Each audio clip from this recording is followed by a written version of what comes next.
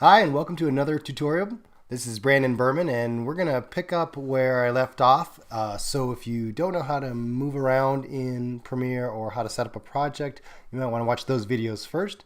But I'm starting with a project that's already open, and we're going to look at three-point editing from the project window as well as the source window. And we're also going to look at the term lift and ripple delete.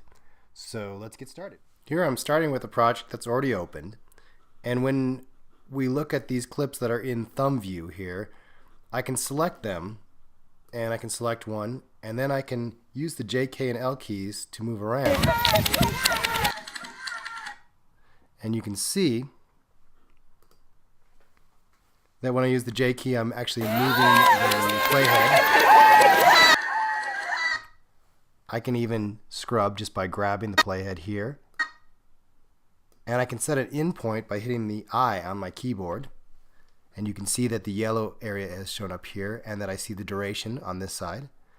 And if I move over a little bit more and hit the O key, now I have set an in and an out point. Now I can actually just drag this over to the sequence here, or I can use another keyboard shortcut. Notice here in the transport control that insert is the comma key and overwrite is the period key. We're going to talk more about those, but if we just simply hit the comma key, then it placed the video right where the playhead was.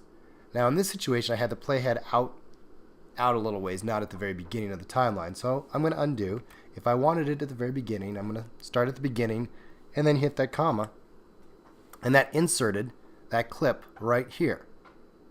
I could then move to another clip and set an in and an out point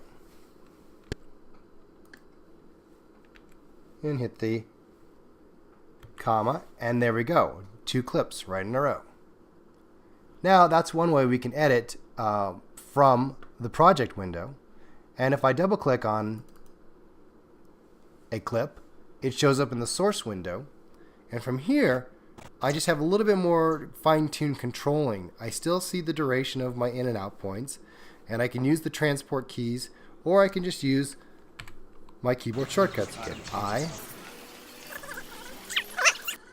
You just come out, and O. And then again, if I wanted to, I could just hit this right here to insert it, or I can hit the comma. And I've added that to the timeline. That's three-point editing. The 3 points are the in point here, the out point here, that's number 2, and then the point where it's inserted into the sequence, where the playhead is.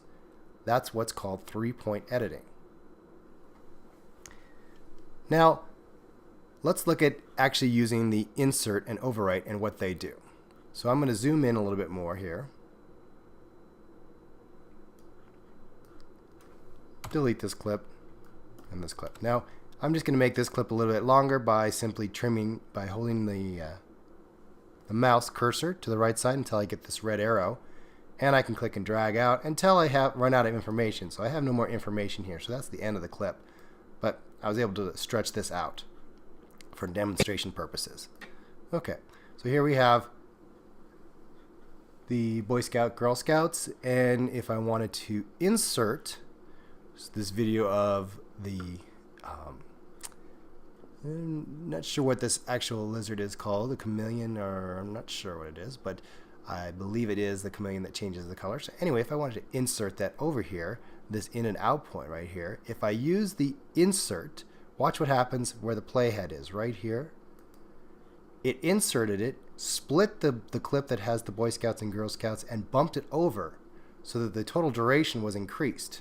I'm going to undo that. And this time I'm going to choose the overwrite.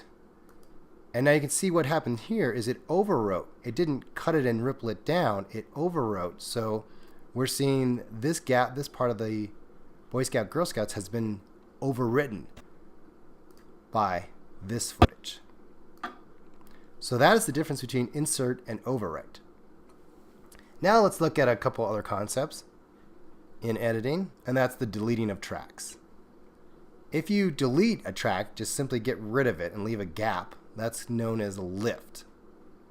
if the clip is removed and then all the other clips slide over to fill that gap, that's what's known as a ripple delete. Let's take a look at it in Premiere. So if I select this clip right here in the middle, and I use my regular delete key, I've just done a lift. I took it out. Now I still could just choose this area in between as if it were a clip and delete it and make up that gap.